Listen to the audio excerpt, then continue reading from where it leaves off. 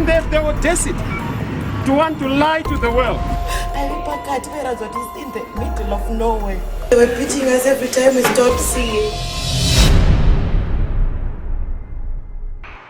It was almost the perfect hatchet job.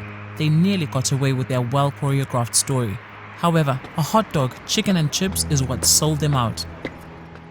Now Joanna Mamombe, Cecelia Chimbiri and Netsai Marova regret how a stopover at a fast food shop exposed their deception. Wednesday, May 13th, 2020 seemed just like any other day under Zimbabwe's COVID-19 lockdown.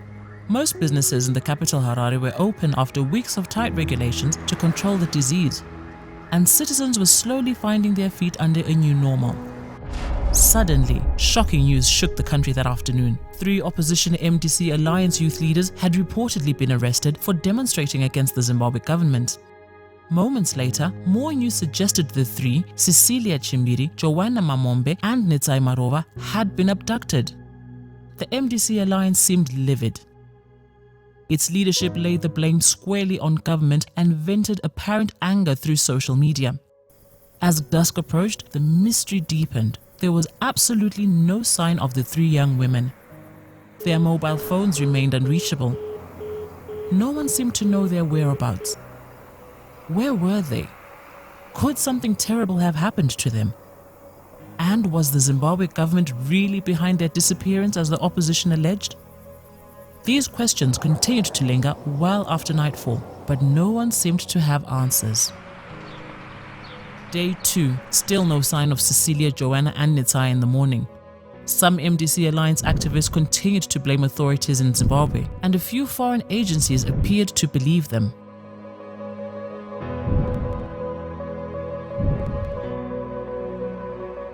The Zimbabwe Republic Police shot back, saying the 3 were neither arrested nor in their custody. Afternoon came and there was no word from the 3 young women. Police investigators were on the case, combing different places for leads. In the meantime, the MDC Alliance still pointed to abduction. But there was to be a twist in the evening. Cecelia, Joanna and Netsai were found in the Muchapondwa area of Mashonaland Central Province. They alleged that some police officers and 2 men abducted them at around 3 p.m. on May 13th. They also claimed to have been sexually abused and assaulted for demonstrating against the government. Soon, images of the 3 women in torn, dirty clothes and their hospitalization flooded the media. Their stories stoked emotions and appeared true. However, a few days later, investigators unearthed vital evidence to prove that the whole story was nothing but a hoax.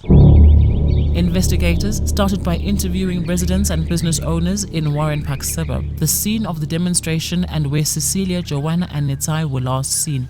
No meaningful leads were established. After days on the lookout, there was finally a breakthrough in the investigation. Detective Charles Makura's team decided to trace the women's movements using cellular phone tracking technology. The technology determines the geographic location of a particular user in real time. It has been used to solve crime globally, and the telecommunications experts validate its accuracy. In official statements, the 3 claimed to have been arrested at a police roadblock along Samora Machel Avenue while on their way into the central business district after buying groceries at Marimba Shopping Center. However, the cellular tracking technology, CCTV footage and photographs show evidence to the contrary. It was established that the 3 women were at the demonstration in Warren Park and not at Marimba Shopping Center as they claimed. Combining this technology and CCTV footage, investigators established the exact route that the young politicians took after the demo. According to data gathered, they used Westwood Road, which separates Westwood and Kambuzuma suburbs. Their vehicle, driven by Joanna, turned left into Kambuzuma Road and headed towards the Workington industrial area. The women were eventually on Coventry Road and then onto Rotten Row Avenue. Data shows that they drove to Fidelity Life Towers on Raleigh Street. Fidelity Life Towers houses the Counseling Services Unit, which is owned by the Zimbabwe Doctors for Human Rights, a critic of the Zimbabwe government. CCTV footage from nearby buildings shows their silver Mercedes-Benz vehicle, registration number AFE 9222, outside Fidelity Life Towers at 13:43 hours.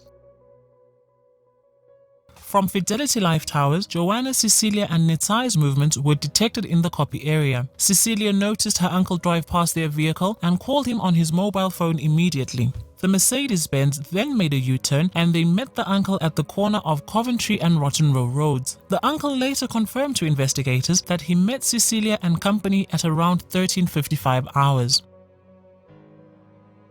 Afterwards, the three headed to Old Mutual Building along 3rd Street in the Central Business District. Their vehicle is captured on CCTV cameras just after 1400 hours. Curiously, MDC Alliance leader Nelson Chamisa has an office in the Advocates' Chambers at Old Mutual Building. After their 3rd Street stopover, the tracking technology places them at the corner of Baines Avenue and 6th Street. Moments later, they were on Golden Stairs Road in the Ashbrittle area before making a U-turn and heading to Belgravia suburb. At 14:55 hours, Joanna told her lawyer Jeremiah Bamu via WhatsApp text that she had been arrested. Bamu responds promptly asking whether she was at the Harare Central Police Station's Law and Order Department. There was no reply from Joanna. Nearly an hour later, Bamu asks, "How many are you?" And again, Joanna did not reply. At 16:24, he communicated that he was failing to locate Joanna and her colleagues. At 17:34, Bamu sent his final text to Joanna, stating his intention to file a missing persons report. He later shared the messages with investors.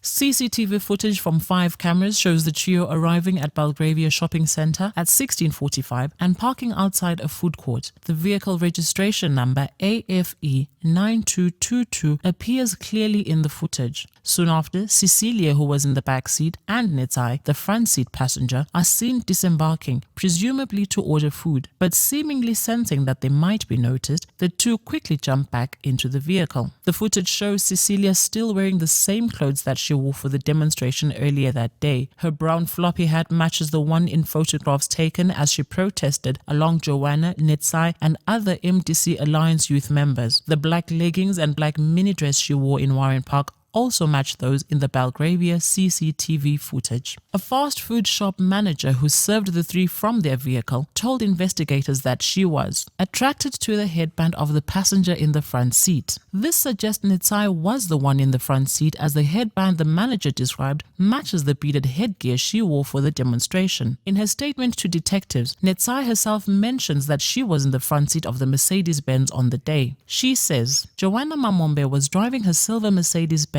and I occupied the front passenger seat."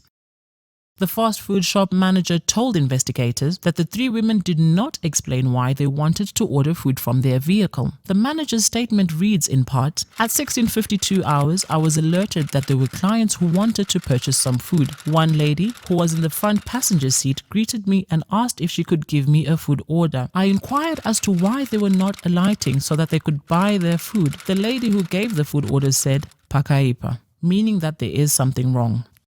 The women ordered a hot dog, 4 chicken wings, 2 other portions of chicken, French fries and drinks. Netsai tendered $10 and the manager took roughly 10 minutes to process the order and deliver it. Their vehicle pulled out almost immediately afterwards.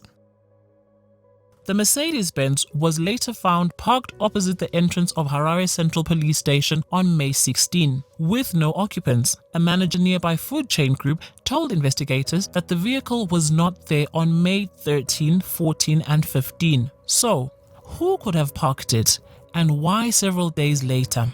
The manager said, "I park opposite the entrance of the police station every day and therefore vividly remember finding a silver Mercedes-Benz in my parking space when I turned up for work on May 16. Armed with this evidence, investigators disproved the three women's claims of abduction. Critically, they established 8 facts. 1. Cecelia, Joanna and Netsai lied that they did not participate in the demonstration in Warren Park. 2. They also lied they were at Marimba Shopping Centre at the time protesters were marching in Warren Park. 24-hour surveillance footage at Marimba does not show them either arriving, shopping or leaving. 3. The three changed their claims regarding their alleged arrest. Initially, they claimed to have been arrested at the National Sports Stadium, but later alleged to have been arrested at a police roadblock near the Harare Exhibition Park, commonly known as Showgrounds. 4. They never used Samora Machel Avenue at the time in question. CCTV footage from businesses along the section of road of interest does not show them or their vehicle. 5. The three claim to have been arrested between 2 p.m. and 3 p.m. However, data from cellular tracking technology shows they were elsewhere at that particular time. 6. In official statements, they allege assailants drove them to an unknown location between 3 p.m. and 6 p.m. However, both CCTV footage and cellular tracking technology place them at Belgravia Shopping Center at 4:45 p.m. 7. Cecelia's mother hails from Muchapondwa, the same place where the three politicians re-emerged on May 14th. The sheer coincidence was curious. 8. The vehicle was parked opposite Harare Central Police Station on May 16th and not May 13th as the women claim. But to eliminate any doubt, detectives dug up evidence on the three women's internet activity on May 13th, 2020. Web data shows that all three blocked incoming calls on their cell phones but kept the mobile data function operational. Joanna Mamombe was online until after 9 p.m. on the day she was allegedly abducted. An empty cell phone package was later discovered in their vehicle, suggesting that they used that new phone for their web activity. Investigators also came across the three women's regular cell phones in the Mercedes-Benz, but the new phone was nowhere to be found. Their original handsets were found under a bag in the footwell behind the driver's seat. Empty fast food packaging was also discovered in the vehicle. As detectives searched for more clues, the MDC Alliance continued with its abduction allegation.